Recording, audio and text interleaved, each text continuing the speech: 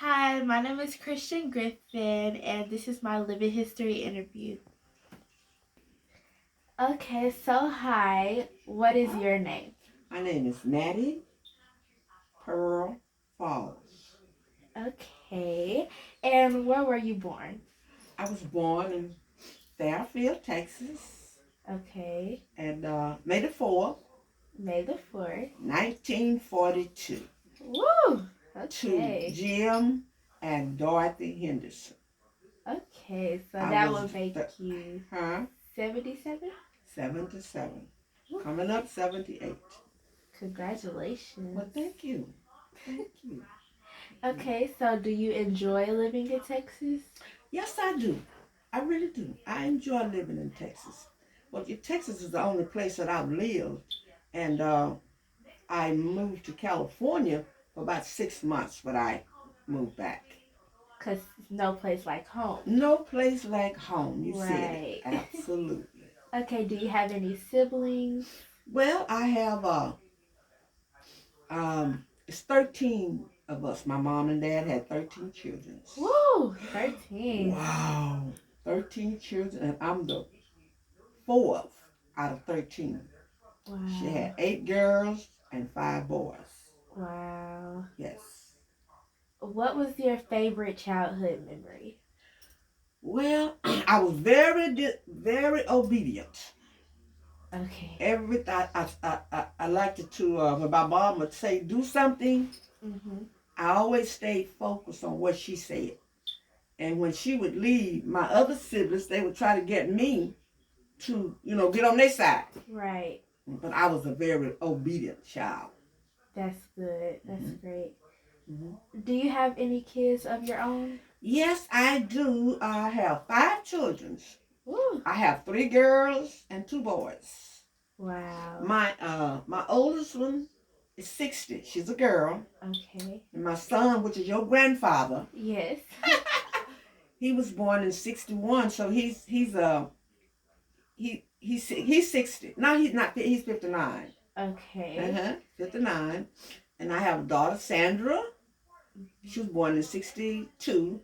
And Stevie was born in 61. They was kind of, on top of one another. Oh, wow. And then my baby, she was born in 65, Regina. Oh. Regina Okay. Renee Sanders. Wow, that's great. So, how did you feel about Rosa Parks? Well, I thought Rosa Parks was a very courageous woman. Mm-hmm. She was strong in what she wanted to do. She had her mind made up. I'm just not going to give up my seat. Right. I'm just as important as you are. Right. I'm just paraphrasing, how she put it for not getting up. Right. So I like Rosa Parks. I really do. I like her steadfastness. Because when you make up your mind you're gonna do something, you need to do it. Mm-hmm. Right. I mean, don't give in. Don't give up neither. Right. A quitter never wins, and a winner never quits. Amen to that. So, what is Rosa Parks famous for? Like, why is she so courageous, as you say? What did she do? What did she what? What did she do? Well, one thing when she was on the bus, and it's just like white people. I'm just gonna use white peoples, okay? Yes. We in here, okay? They wanted her to get up, like well, you get up and let us sit down. Right. I'm paraphrasing again.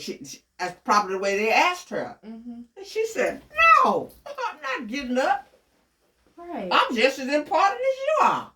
I'm not giving my seat to anybody." So she sit there. So I admire her for being so courageous. And they, you know what they did? They let her alone. They left her alone in her seat too. They had to. Yeah. So, why did Rosa Parks refuse to give up her seat? Like, why do you think she refused to give up her seat? For me, thinking, she was just as important as they were. Right. Why would she give up her seat? She got on the bus before they did. Right. So she sit there. So she's human. So why get up? Why give up? That's me. That's me thinking. That's the way I think. Right. Mm-hmm. So, how did you hear the news about Rosa Parks? Well, you know what? I heard it through somebody, because I don't remember, meeting her per se, Yes. But I heard, story through someone, else. Yeah. And I thought it was it encouraged me that she was steadfast and didn't move, Right. Uh-huh. So, do you remember where you were when you heard the news, or what you was doing? Where was I? What I heard? You know what? I was in school. Okay. I had gone back to school, and I was in school when I heard that, the story about Rosa Parks. Wow. Okay, so Rosa Parks is called the mother of civil rights. That's what they call her. Mm-hmm. Do you think this is accurate, like in your opinion? Do you think it is accurate for her to be called the mother of civil rights, or is it more than her that made history? Well, it's a little bit more to be added to that, the kind of woman that she really was, She didn't go her limit. Right. I didn't, no, she didn't. Okay. So, in your opinion, what made Rosa Parks brave? Like, why didn't anyone else do what she did? Well, that's a good question. I don't think no one else could have played the role that she played, because it was for her. Right. It was for her. It was her role to play, and that's why she played it so well. Okay. That's me. Right. Uh-huh. Okay. What consequences did Rosa Parks suffer for doing what she did? Well, she suffered. The white people is against us anyway. Mm-hmm. So she made them turn more against us than they was at first. Mm-hmm. But she still stood her ground. She got respect for standing her ground. And why do you think they gave her consequences for her actions? Like, she got arrested and all this, all because she didn't give up her seat on a bus. Why do you think that they did that to her? Was it to make her an example, or what do you think? Well, I think Dennis White is against black. Mm-hmm. I think they, was angry because she stood her grounds. Mm-hmm. That's what I think. Right. Because as I say, my father went through that, so I think because she stood her grounds. That's okay. So you said that your father went through something similar. What exactly did your father go through, and what did you experience him going through? Well,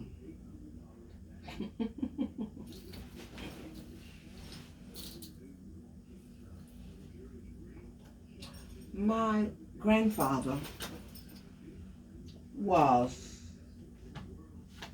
my grandfather's father was a white man. Okay. And they took my grandfather in the woods and they killed him. Oh, wow. And so that's why the white and the black, I think that's when they started the rout. They didn't like one another then. Mm-hmm. And my dad, it frightened my dad, and my dad was afraid. He was afraid. And when we was growing up, my dad had moved 5 times in one night. Wow. He had 13, we had 13 of us. Mm-hmm. And my dad had moved 5 times, running from him because he was afraid of him. Wow. So why do you think he was afraid? What exactly put this fear in his heart? And how did that translate to you? Well, how it put it in his heart uh, that he was afraid that they were going to do the same thing to him that they did to his grandfather, to his grandfather. No, his daddy. Mm-hmm. So that's what put the fear into my daddy. But when it got to me, I didn't have no fear no more. God didn't give me the spirit of fear, but of power and of love and of a sound mind. Right. So I refused to take what my daddy and granddaddy went through.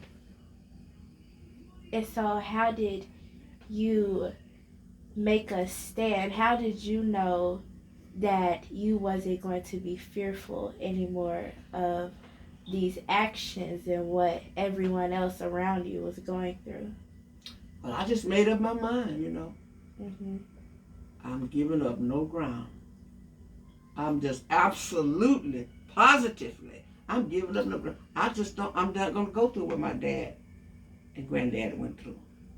And that's why when I see white peoples now, I'm just adding this in him, Mm-hmm. I still have that spot. What they did. They beat him. Right. And we living in that day right now. The white peoples, they don't like us. Right. Because God has blessed us to be like Rosa Parks. We refuse to give up. We stand in our ground. And they don't like that. So I noticed that you said God gave you the power to not be fearful and to have a sound mind. And so does this mean you was raised up in church and that affects how you react to certain things and why you are not fearful in certain situations? That helped. That helped my situation. So how did church help? How did it um, speak to you? When was it the moment that you realized that I am not going to stand for this and I am going to be more like Rosa Parks? Mm-hmm. Well, I had I was about 15 when I made up my mind, but it didn't show. I couldn't let it come out until I was I guess about 25. About 25 years old. That's when I let it come out. Right. I'm giving up no ground. We'll fight. Fight. Mm-hmm. I fought, honey. Let me tell you something. I fought my way out. I said I didn't care. I didn't care.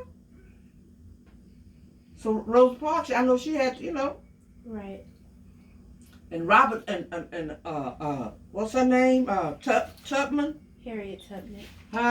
Larry Tubman. Harriet Tubman. Well, see, she slayed. She was married. She was married, and she went back to free the rest of the slaves. She went back to free them, and her husband had gotten remarried. Mm-hmm. So she said, "I'm gonna leave you alone. I'm gonna get the people's, mm-hmm. free that I can."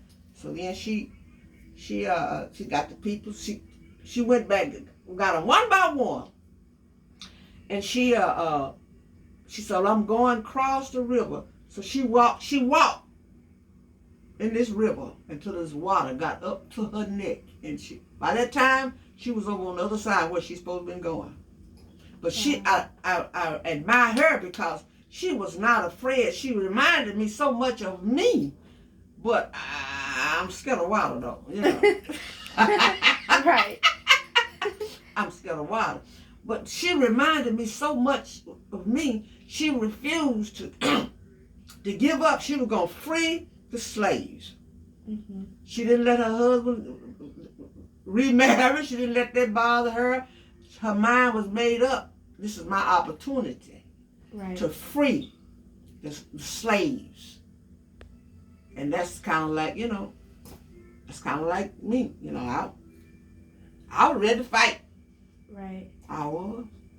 So you could say that what Rosa Parks did and Harriet Tubman, all of these actions and women empowerment gave you the chance to learn from it and relate to it and try to incorporate that in your everyday life, that you wasn't going to take anything, you was going to be free, you was going to live your life. So you could say that Rosa Parks and Harriet Tubman really made a change to the world and the era that you grew up in, right? You sure have. You put that. You worded that just. I mean, you worded that. You really did. Rosa Parks helped me be the woman I am today. She didn't Wow. take it. What am I gonna take it for? Wow. I'm giving up no ground, and I'm doing pretty good. God is blessing me. Yes. Not to give up. A quitter never wins, Right. and a winner never quits. Wow. So Rosa Parks has been a help to me. And it's strange. I'm not. No, you can go ahead. I'm okay. Yes. Shanika took us to see that movie about 3 weeks ago. The movie Harriet. Huh? The movie Harriet. Harry Tubman. Yeah. Yeah. Went to see that. Went to see that movie, and I really enjoyed it. I really did. It brought back a lot of memories. That I was thinking. It brought them back clearly to me. Wow. That's powerful. So, in your opinion, Rosa Parks really made a change to your generation and the era you grew up in. But how would Rosa Parks, Harriet Tubman, and others who um, push for civil rights and freedom, how would they feel about what's going on in the world today and what's happening today in ages where people are taking more freedoms for granted, and it's back to whites versus people of color? And how do you think those people would feel about what's happening today? Well, they wouldn't. I don't think they would quite understand it. They wouldn't quite understand what's really, really going on. And when you get an opportunity to stand your ground, you need to stand it. Mm-hmm.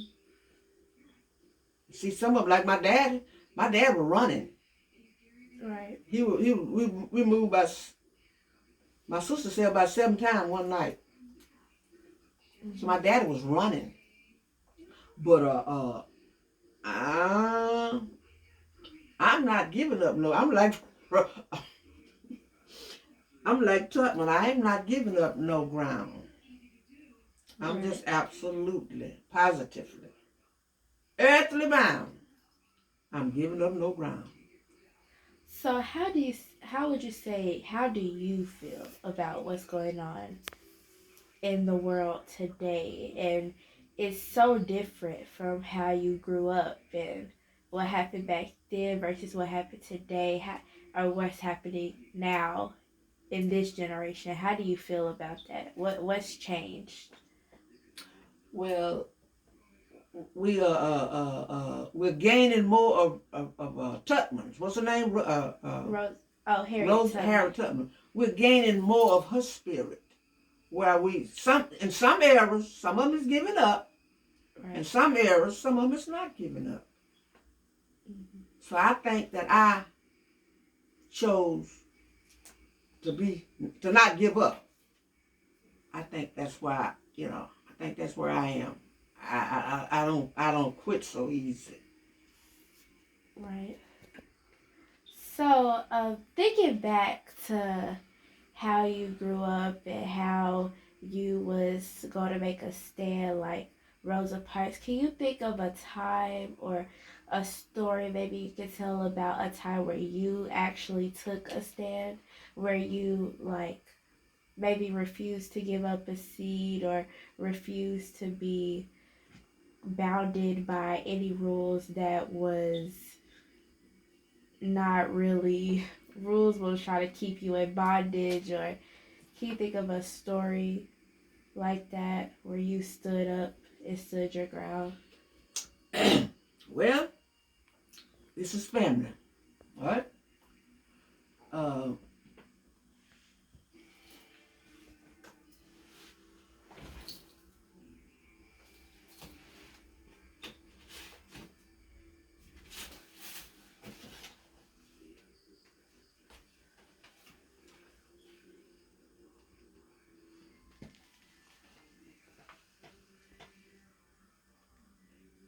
this man right here, that was my children's father.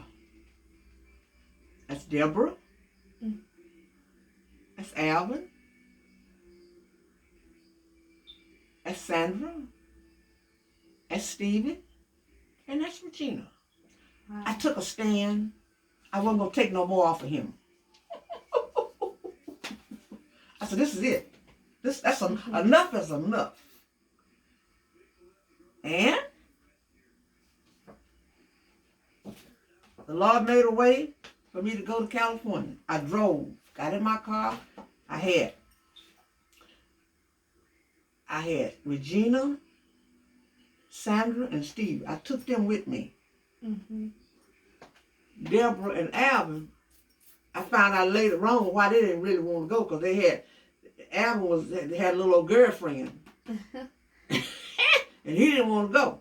And Deborah, she had one too. She didn't want to go. So I left them because I was tired. Right. I wasn't going to take nothing else. So I left. And that's when I know that I could wade, I could swim myself then, Right. I wasn't afraid of anything, And shortly after then, that's when I got to know the Lord. Wow. He took me from there. Wow.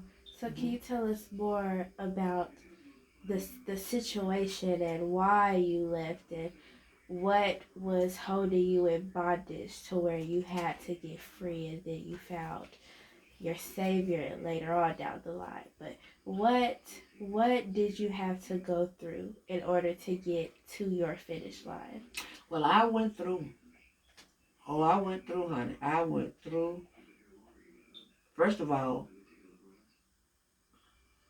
driving down the highway, just me and my children's, Mm-hmm. to California. That's a long ways. Yes. And I was crying, there. I wanted to leave, and I didn't want to leave. But it was in me to leave because I wasn't going to take what he was trying to put out. I wasn't going to take that. Right. So the Lord helped me make up my mind. And he said, you can do it. I said, can I? He said, yeah, you can do it because I'm with you. And I got in the car. And I drove.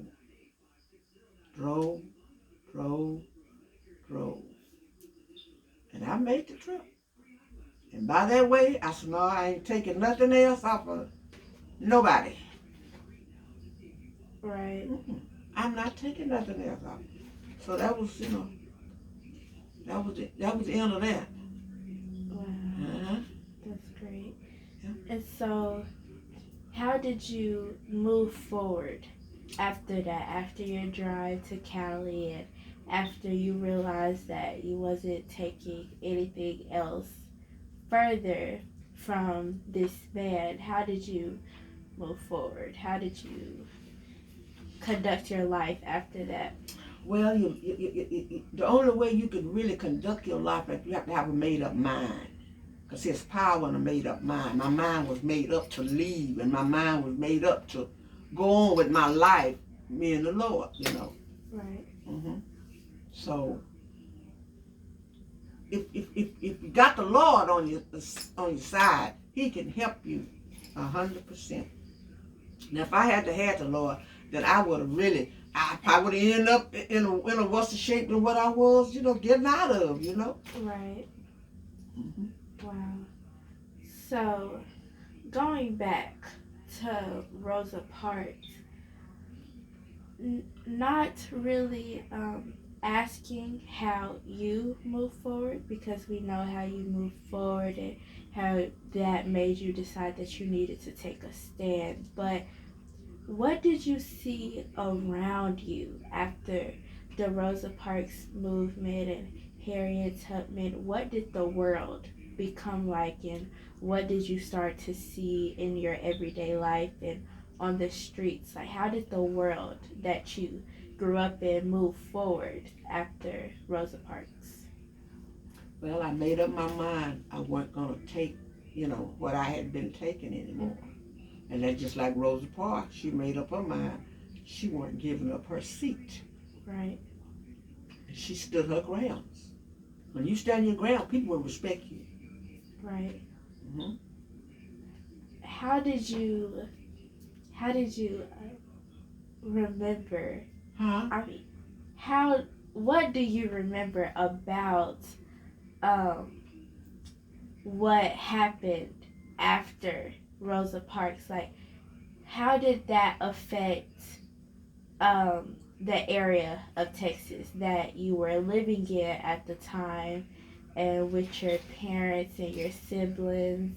Like, how did what Rosa Parks did affect what was going on in your everyday life, school, friends, going outside to play? How did her stance in history affect you all and affect the world as you remember? Well, I didn't see it. I didn't see it as it affected the world. I was just trying to stay focused. Right. Because my mind was made up what I wasn't going to do. Right. And if I can be an example for someone, if they see me, Wow. standing my ground, then you stand yours. Right. So you took on more of a leader position. Absolutely. Leader role. Absolutely. The leader role. Wow. That's what I took. And you could say till this day you still have that role. I sure do.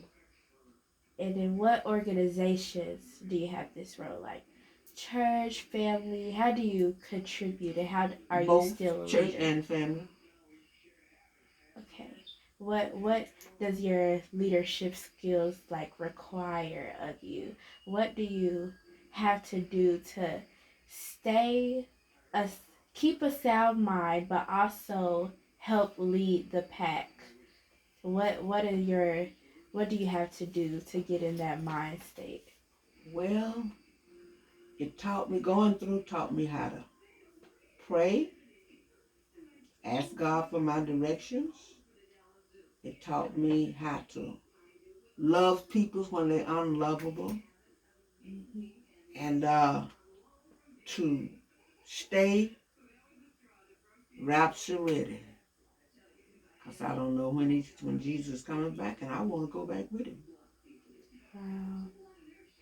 And as a member of your family, I could say that you have really taught us the same way. You have really been the leader of the family and try to lead the whole family into being ready when Jesus comes back, having a sound mind, staying Rosa Parks ready, not taking anything from anybody. And that's been a big role of you and to contribute to us.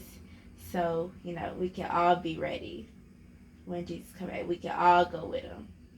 So, I just want to say thank you. Oh. Oh. Oh, honey, I love you. Love you too. Oh my God. So I have been interviewed. Well, I'll say. How about that? Oh, that's so sweet. Great interview. That's so sweet. Oh, goodness gracious. Oh.